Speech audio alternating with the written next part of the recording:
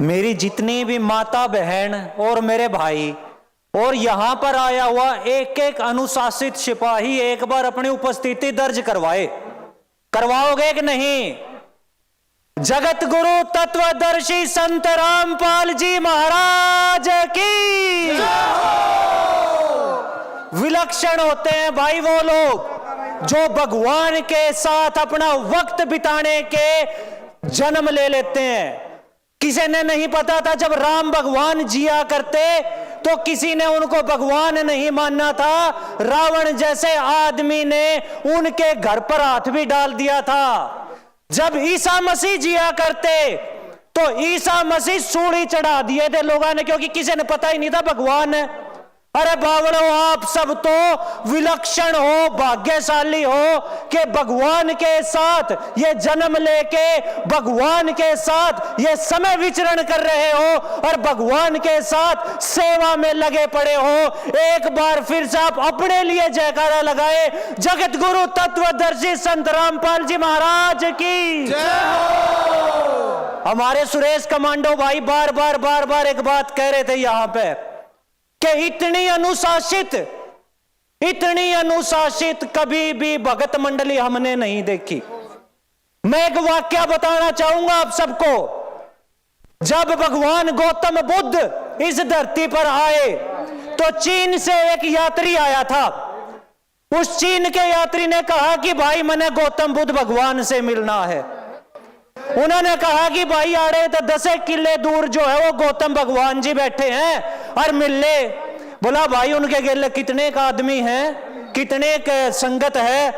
बोला जी उनके गेले 10,000 आदमी हैं। वो चल पड़ा। वो मात्र 10 डंग दूर रह गया तो चिड़िया की आवाज सुनाई दी, आदमी की आवाज, इंसान की आवाज नहीं सुनाई दी। उसने कहा भाई हो ही नहीं सकता, इतने आदमी और इतने अनुशासन में अब चिड़िया चैंकती हुई सुना, आदमी बोलता ही नहीं।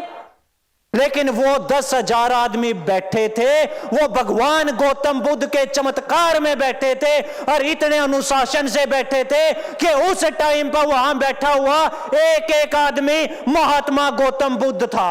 आज आपका अनुशासन देख के, आपका संयम देख के, आपका यह धीरज देख के मैंने वही काल याद आ गया। बंदी छोड़ सतगुरु रामपाल जी भगवान जी की जय हो। मैं एक और अंतिम अपने कहने पहुंचाऊंगा कि हम कहते हैं कि बाढ़ में महाराज ने किसानों की बड़ी मदद कर दी। मैं कहता हूं कि आधी बात है।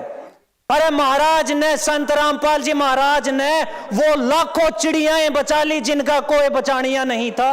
वो लाखों जनौर बचा दिए जिनकी कोई सुननिया नहीं था। वो करोड़ों चींटियां बचा दी जिनकी कोई देखनिया नहीं था।